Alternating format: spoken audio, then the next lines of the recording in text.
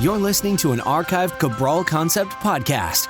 After listening to this show, check out the most up-to-date podcasts available at stephencabral.com/podcasts or search directly on iTunes. And now, welcome to the Cabral Concept, where board-certified naturopath and integrative health practitioner Dr. Stephen Cabral shares how he was diagnosed at the age of 17 with a life-altering illness and given no hope for recovery. It was only after studying and traveling all over the world did he discover how to combine ancient Ayurvedic healing practices with state-of-the-art naturopathic and functional medicine to fully rebalance the body and re-energize it with life. It's time to discover how to get well, lose weight, and finally feel alive again. And now, here's your host, Dr. Stephen Cabral. Hi, everyone, and welcome back to today's Cabral Concept. We are going to focus today on one of our Toxic Thursday show topics, and we're going to be going over heavy metal toxicity. I know we use the term quite a bit, heavy metals, but not a lot of people out there truly know what they're all about and that they don't have to build up in the body if we know what to avoid, what to watch for, and if we have them, how to get rid of them naturally. So I want to go over this topic today. The reason why I'm bringing you this show is because I've done a few labs this week where there were surprising amounts of heavy metals in people's body, meaning like a lot of these people felt that they were living an overall clean life and lifestyle and had been avoiding the heavy metals per se, the things that cause heavy metal toxicity, yet they still had them. So I'm going to go over that today. I'm going to share exactly why this can be, why it can happen, and why you can sometimes see it on a lab test. But I also just want to go from a foundational level of what are heavy metals so that you know about them and how to avoid them because they do cause serious issues over time. The first thing I want to start with is this, is that very few people have heavy metal poisoning. And that's why very few people are going to have this picked up by their PCP or MD because they're not coming in with really overt signs of heavy metal poisoning. That's like next level. That means acute exposure to one of the metals that I'm just going to share with you in a second. But you'll know them if you have them because they're essentially flu-like symptoms. So if you have heavy metal poisoning or any toxicity poisoning, you can start to have a shutting down of your airways, of your nervous system. You can begin to get the chills or fever or nausea or diarrhea. It's almost like food poisoning because it's an attack on the body and your body's trying to clear it as fast as it can. Remember, these are all responses to a foreign invader. If you get fever or chills or nausea or diarrhea, one of these things, it's typically the body's own natural mechanism for eliminating toxins from your body. That's why we want to be careful with slowing down the body's natural processes. If someone tells me they have loose stool or diarrhea, it's not my first inclination to get them to stop that. It's not, because the body is eliminated for a reason. Now, if it's chronic, well, it's most likely chronic because of an imbalance of the microbiome. That's the actual bacteria inside of the gut. Could be some type of overgrowth, and it could be possibly an undergrowth, which means not enough good bacteria as well. And I mean, if you're adding in something like a daily probiotic support or a clean gut probiotic, and it's not doing the trick, a lot of times there is some type of microbial imbalance. But I'm telling you, if you get food poisoning or heavy metal or toxicity, or you get some type of thing that invaded the body, a pathogen, bacteria, virus, etc., and your body's doing its best to ramp up its detox, well, causing diarrhea is one of those reasons. So we have to be careful because we don't want to lose our electrolytes, get imbalanced, anything like that, but we also at the same time want to find that balance between not stopping the natural processes. The same goes for fever. You can check out my podcast on what to do about a fever, but again, from a natural perspective, we are going to allow the body to use the fever to speed up the flow of white blood cells to kill those pathogens, but also we're going to use it to heat up the body's internal temperature in order to kill the viruses or whatever it's trying to dispose of. That's why our body gets a fever. It's not a mistake. It's a natural process. Now, we have to be careful because we don't want our children really again, I'm conservative with this approach. I don't want my kids with a fever above 103. And I don't want adults with a fever above 105. In my opinion, I can't give you medical advice on a podcast. That would be a bad idea. I'm not going to do that. What I would say is, in my opinion, I'm going to lower that with an adult as it approaches 105. I'm going to lower it with a child as it approaches 103. That's my opinion. That's what I would do because I don't want to see any swelling of the brain or any other issues to that degree. Okay, moving on though. That's what heavy metal poisoning looks like. Very few of us are going to ever have that. And you know what? Thankfully, we won't. But what I want to do now is go over what are these heavy metals and then give you some real reasons why you may be exposed to them and what it might look like. So here's what happens. The body is exposed to these minerals. Now, keep in mind, these are natural occurring minerals. And people have been dealing with this from the dawn of time. I mean, they really have. And here's why. I just want to give you some examples of why. The minerals that we're talking about today aren't man-made. They're going to come from the earth. They're going to actually be naturally occurring. Now, man is going to use these things in certain products that then causes heavy metal toxicity and heavy metal overload. So that's, without a doubt, that's part of it, okay? But these are naturally occurring. Some of the ones that I'm going to talk about today are med, that's a combination of mercury and lead, but let's just use them separately. Mercury, lead, cadmium, arsenic, copper, those are the main ones I'm going to go over today, and aluminum. And the reason is that those are the most pervasive in the environment, with lead being a little less likely for exposure. It really is. Lead is much, much less likely, whereas, again, let's go back a little bit. Before there were the 77,000 man-made synthetic chemicals just in the U.S. alone, well, even back in the day, in Roman times, they were drinking out of lead cups. So that lead exposure over time, especially if you're scraping something against that lead, well, it's going to grow inside your body. Yes, it's going to accumulate inside your body.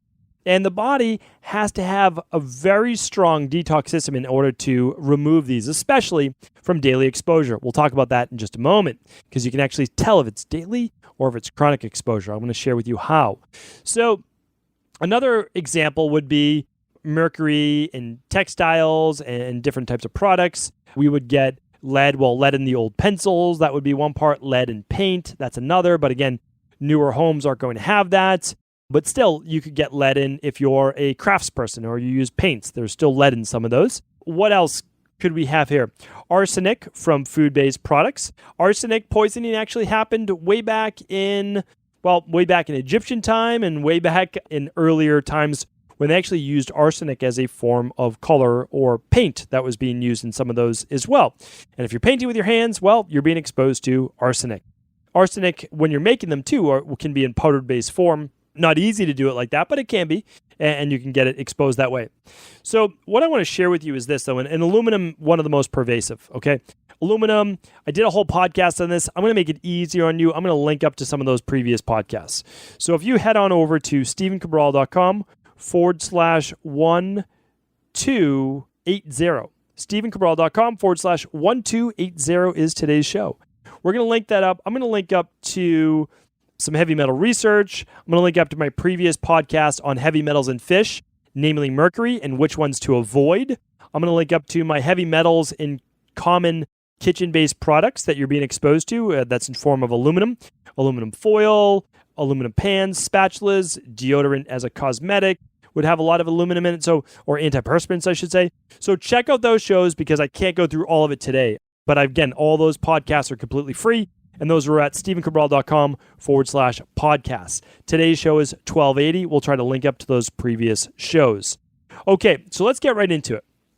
What if you've been exposed to one of these natural occurring metals, but we know that as we begin to accumulate in the body, it ends up leading to a toxicity. And those toxicity then means that the body, in all of its trying, in all of its wanting, is not able to detoxify this fast enough. We'll get into the various reasons why in just a moment. But when someone starts to become, let's say, overloaded in mercury, it's going to look like a lack of coordination, muscle weakness, difficulty walking, difficulty with the vision, some trembling or shaking in the hand, a little bit of slurring speech. We can also see a deterioration of the thyroid or nerves. Okay, important one to look at. Let's look at arsenic poisoning.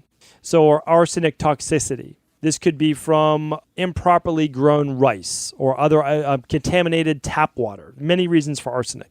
Again, can lower the thyroid, but it can cause nausea, cause loose stool. It can cause swelling of the face or lips. It can cause spots on the skin, warts, lesions, muscle cramping, and again, hormone disruption. Cadmium, another one that can affect the thyroid. Fluoride is another one. What does it look like? Well, with cadmium, it could be fever, muscle pain, breathing difficulty is always a hallmark of toxicity-based issues, especially heavy metals. I did a podcast on the 4 toxins that affect your thyroid. I invite you to check that out. You have to look at this from a deeper scope. Most of these heavy metals are hidden. They're in cosmetics. They're even in pharmaceuticals. Think of an antidepressant. I bet your doctor has never told you that many of them contain fluoride molecules. Same with some statin drugs. All of this over time can slow the thyroid. It can weaken the detox system, which then can leave you susceptible to a whole host of other issues, right?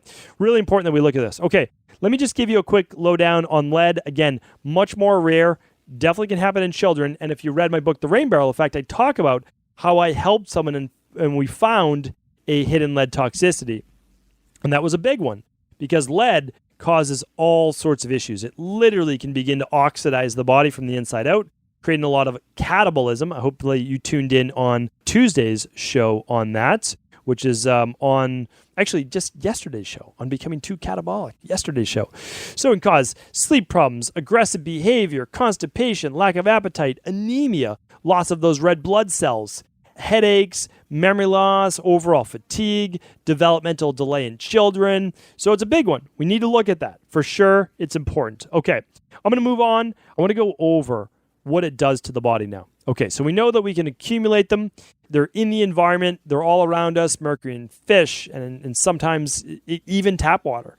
So what do we need to do? Well, we need to look at how it affects the body, and then what we can do about it. So the way in which it affects the body is that every time you start to get these toxins in your body, it doesn't matter what the toxin is, but specifically with heavy metals, what it begins to do is use up a lot of your glutathione. So people say all the time that, the naysayers that your body doesn't need help detoxing or any of those things, they simply don't understand the process of toxicology and how the body works.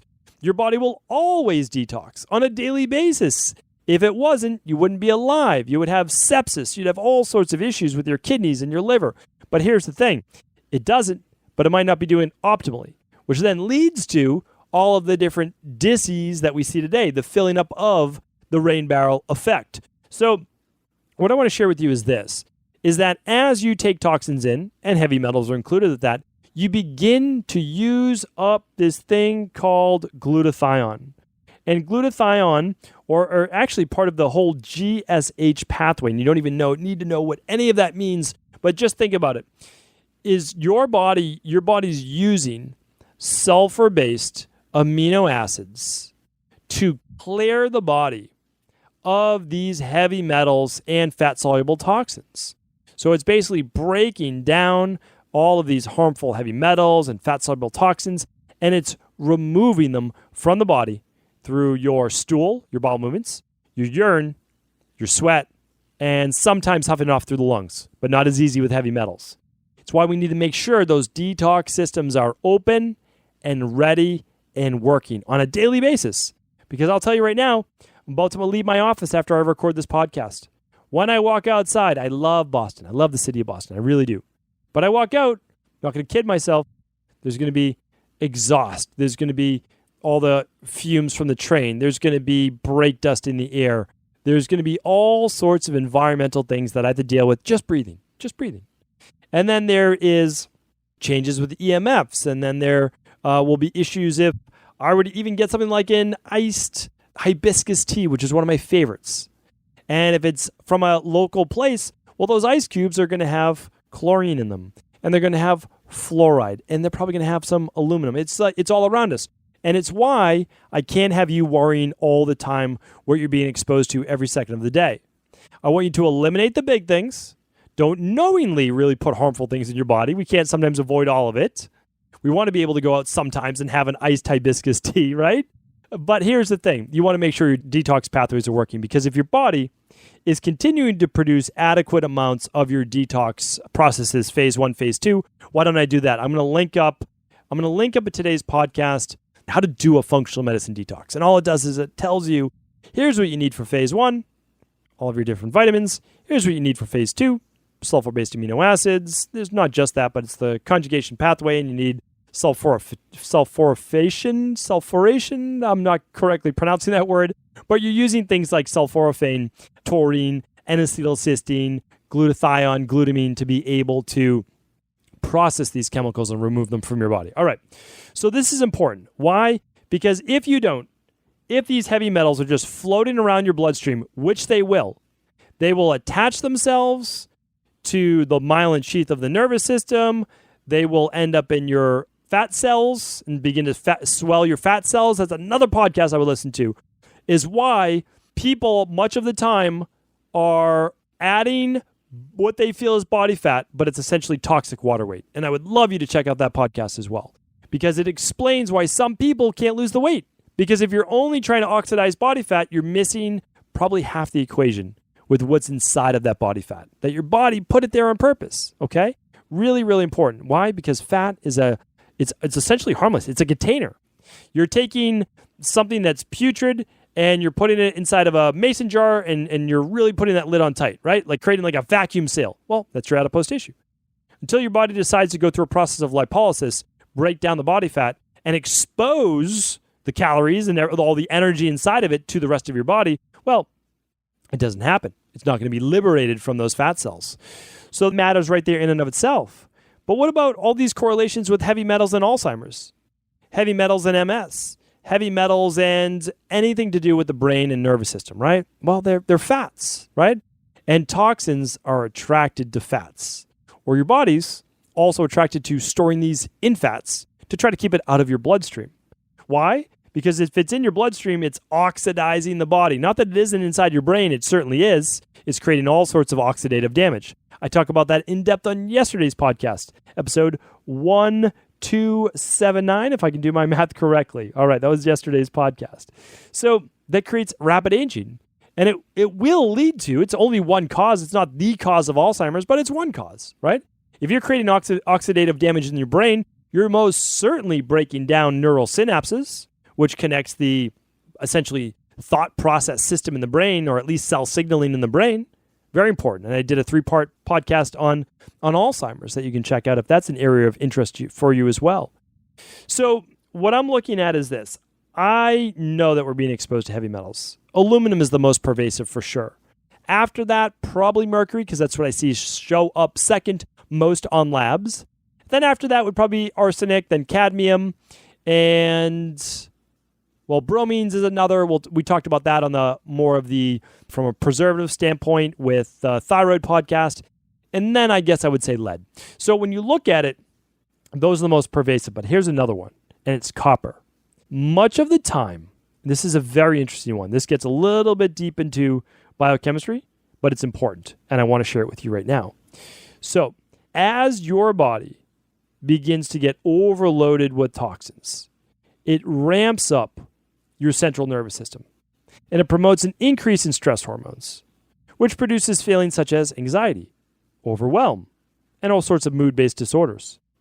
And it also, in that same exact time, begins to downregulate detoxification. So now we're not able to detoxify as well.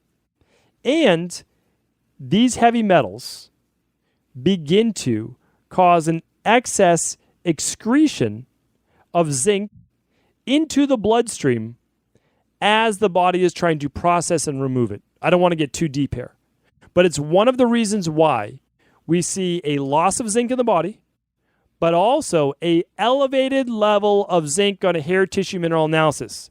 And if you are one of our integrative health practitioners, one of the reasons why you might see very high levels of zinc, even if a person is not supplementing, is because of hidden heavy metals.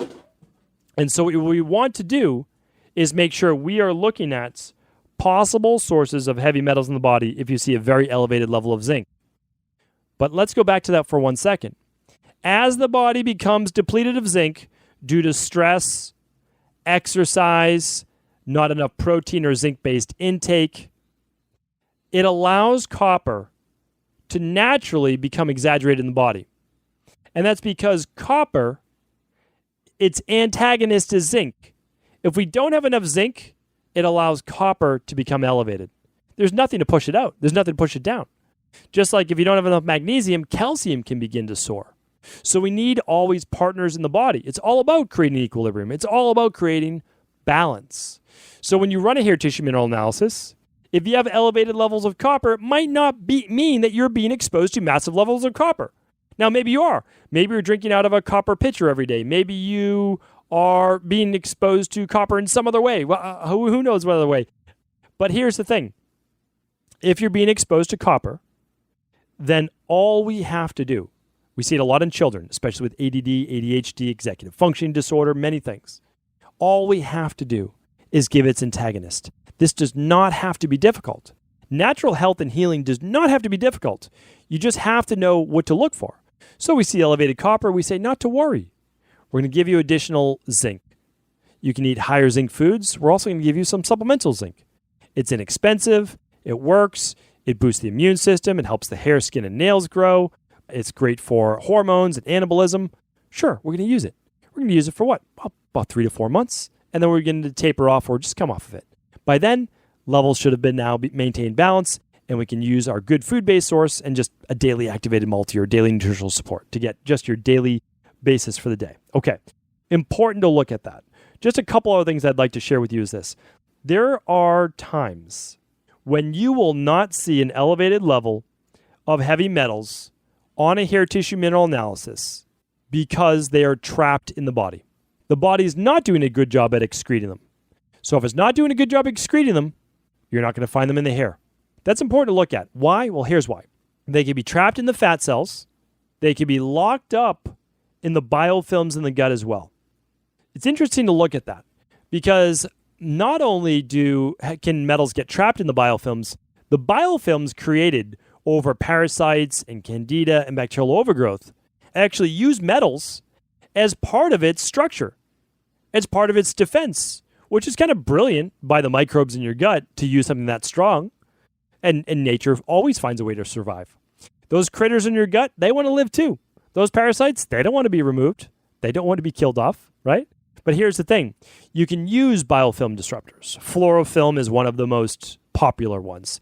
It contains EDTA, as well as all the natural high proteases and amylases, everything that you will need to go in away from food. So enzymes are sometimes used to digest food, and sometimes they're used on an empty stomach to break down biofilms or actually move into the bloodstream and break down, well, if you're doing a natural anti-cancer-based treatments, it can be used for cancerous tumors. Again, I'm not giving medical advice, but it is used, and you can look up Nicholas Gonzalez and his work as well. Okay, I want to pull this all together for you now. You have 2 opportunities, or actually 3 opportunities to test for heavy metals to see if this is an issue. You can work with your qualified local practitioner and actually run a red blood cell lab test to look inside those cells to see if there are heavy metals. Okay, that's one way to do it. The second way to do it is a hair tissue mineral analysis. Simple, at-home lab you can do to see the level of excretion on a daily basis. The hair tissue mineral analysis will essentially look at the last 90 days. If you have very short hair, the last 30 to 60 days. About a half an inch per month is what we look at. So if you send in 1.5 inches of hair, well, we're going to look at the last 90 days. So that's one way. Excretion, good. We can see what's been built up and what your body's eliminating. We're going to give it a boost. And then you can also look for an acute, like what's happening today. And that's a urine-based lab for toxic metals as well. That's something that we're looking into. We'll be offering that most likely in the next couple of months. Stay tuned for that. We'll certainly let you know about it.